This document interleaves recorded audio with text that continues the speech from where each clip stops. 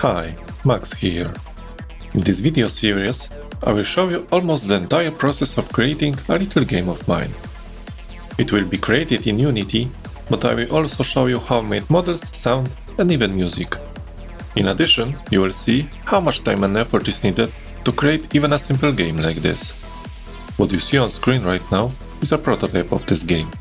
As you can see, the game is simple. I made it in 2 or 3 days. I used several free assets from Unity Asset Store, programmed cars behavior, made some shaders, and that's it. Now I'm trying to make a very similar game, but with my own models and multiplayer ability to play a match. I'm still considering single player mode. For now, I don't know if I will be able to make it. Worth mentioning that the game will be available on Unity Play platform, and I will put sources on the GitHub. Okay, time to get started. First, I need to create basic models for the game, so there will be a lot of work in Blender. I will not describe what I do in Blender, I just want to show you what it takes to create simple models for the game. Besides, I don't feel like a Blender expert to teach you how to use it. If you're interested, I will point out that I am using several paid Blender add-ons, mainly Boxcutter and Hardops. Okay, enough of my clumsy English speaking. Now I will activate my voice assistant, and she will tell you in perfect English about my next steps.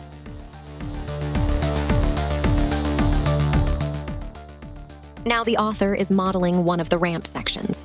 Later this section will be spread around the arena in the Unity editor.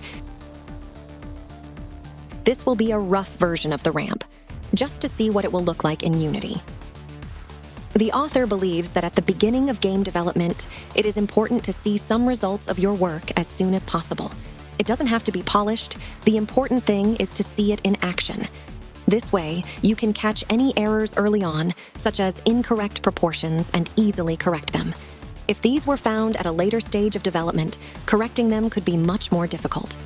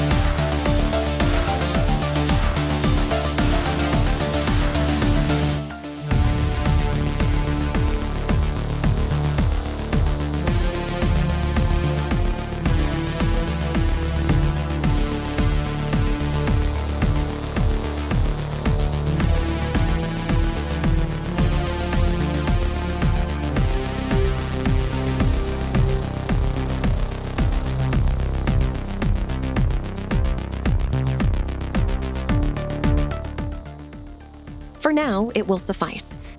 However, to test his game, he still needs a car. So here, he started modeling a rough, low-poly version of it. This will be only a prototype, not a final version. Later, he will model an actual mid-poly version based on this prototype.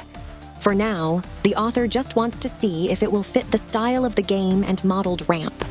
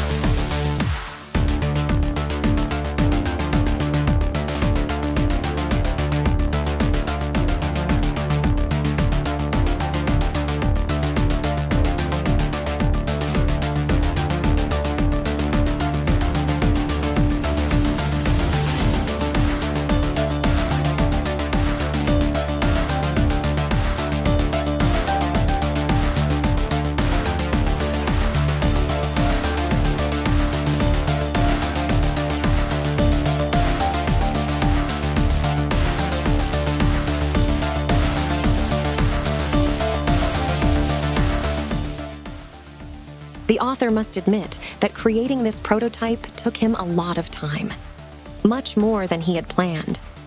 In his defense, he wants to mention that he didn't base it on any existing car. He just had a vague idea of what it should look like.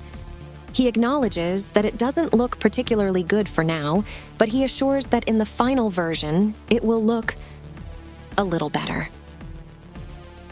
Now, the author wants to quickly create a grass texture to have some more interesting ground.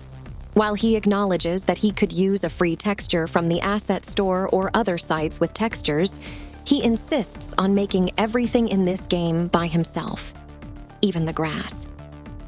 The author wants to clarify that this is a refreshed part of this video. He had previously made a different grass texture that will be seen later in this and subsequent videos, but decided that new one would look better and could be more interesting to showcase. Unfortunately, it will be used in the final phase of development.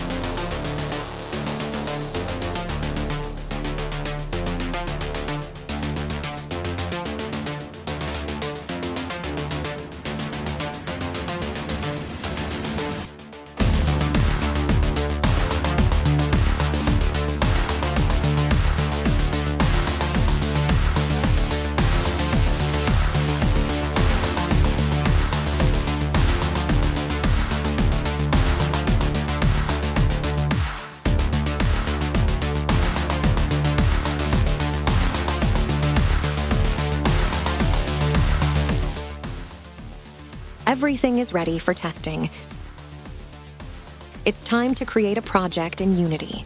He names this project Car Soccer, and it will be in URP, Universal Render Pipeline. In the Unity version the author was using, it was not possible to choose a pure URP template, so there will be a bit of a cleanup from unnecessary examples. He's creating a folder named _main. The underscore at the beginning is for easy access later. In this folder, he will put all his models, textures, and scripts. Now, he is creating a scene that he will work on. And finally, he is deleting the sample files created by Unity.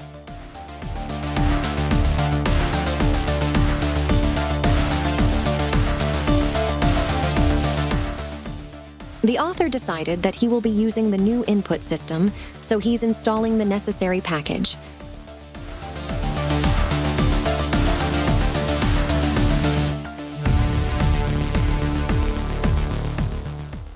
He's also installing the Cinemachine package for camera support and the post-processing package.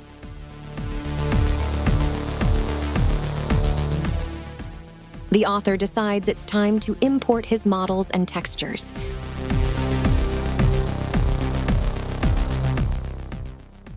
He prepares the models in Blender for export.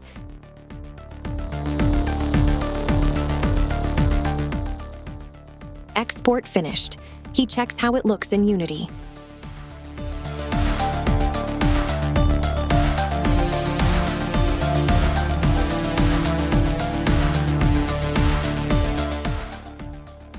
Now he adds a grass texture.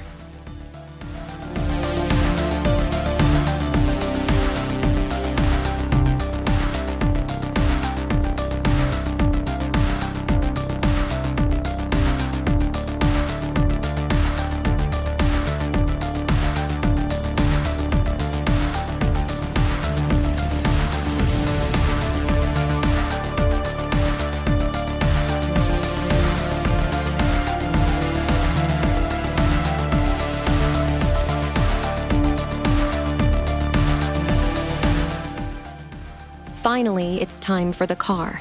He makes the necessary preparations, then proceeds with the export itself.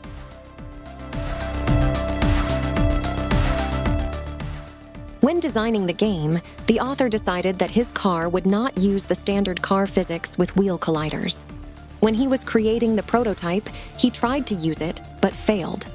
He couldn't adjust the vehicle's driving characteristics to the arcade style he needs for this game. Therefore, he will use an old trick called the motor sphere.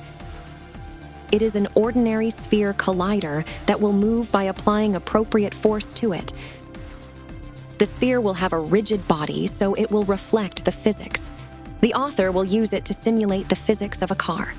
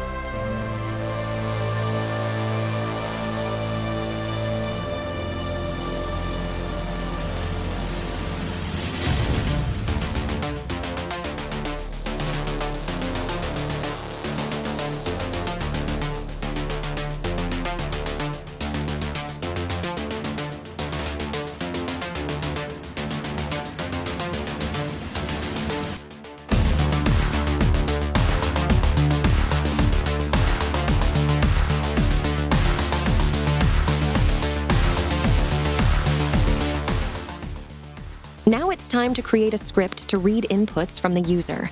However, since the game uses a new input system, he first needs to create an input mapping. This is necessary when using a new input system.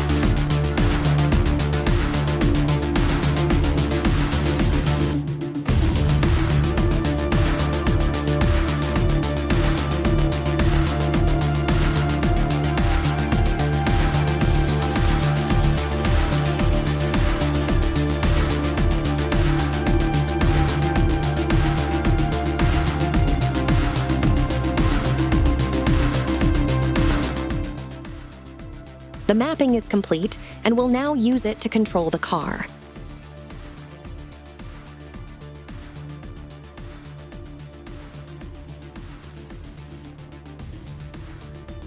The car input script is used to read inputs and pass them to the car controller, which will be created soon.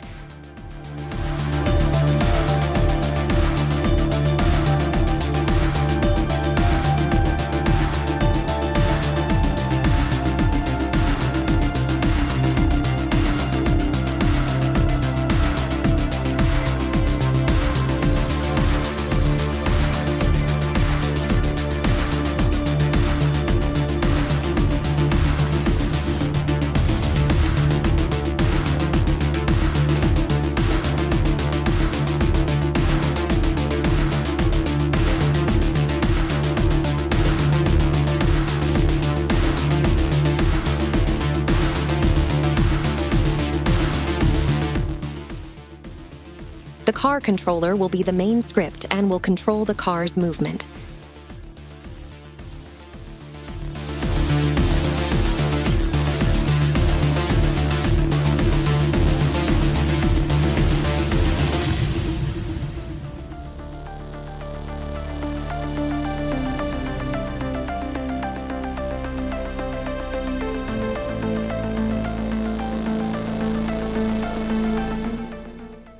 When using the motor sphere, it's very important to detach it from the model. It must be an independent game object, and the author does this in the start method.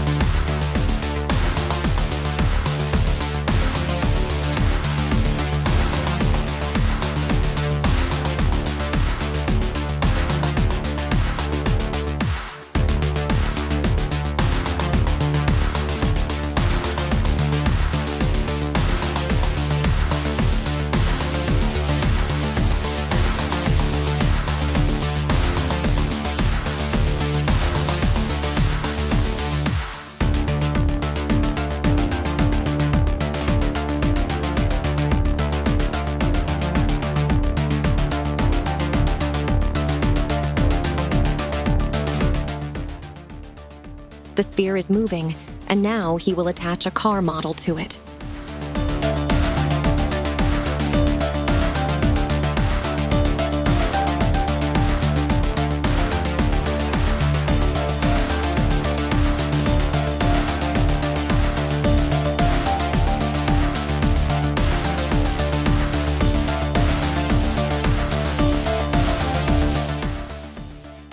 Everything works. The only thing missing is the ability to turn.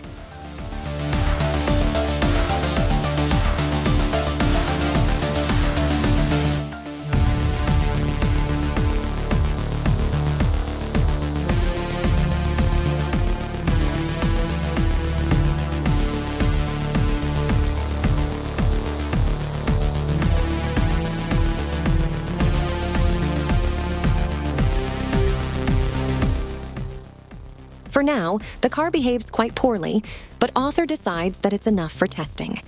He plans to fine-tune it later.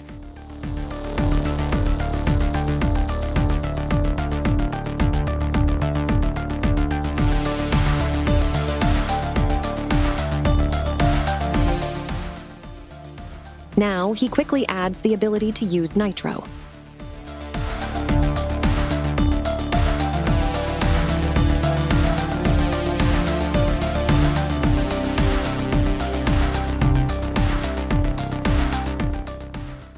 As you can see, he now uses the move towards function because he wants to gradually increase and decrease the speed of the car.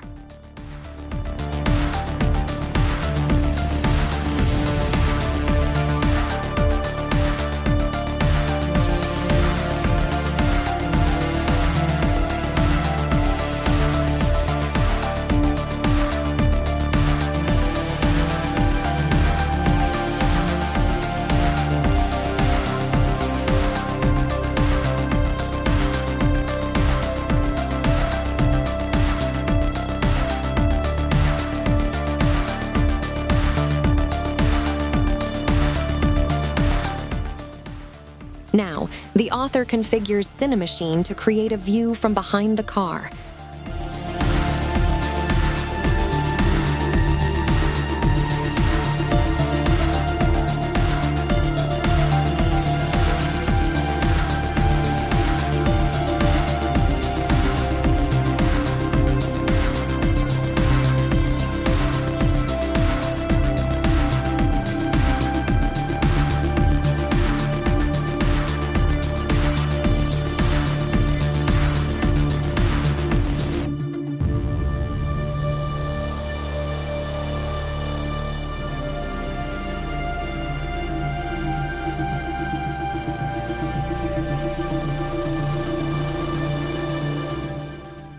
Finally, he can see what the car looks like on the ramp.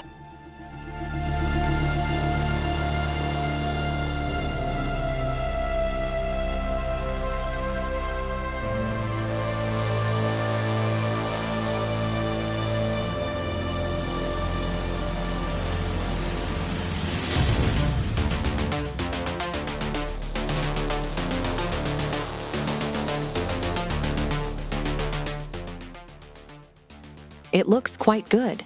The bricks are a little too big compared to the car, but he'll leave them as they are, as smaller ones could get blended from a distance.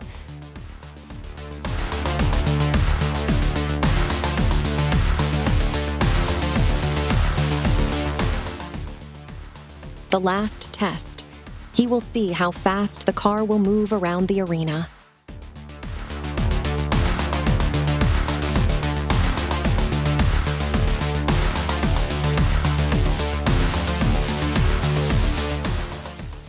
The author thanks you for watching. He will continue working on this game in the next video.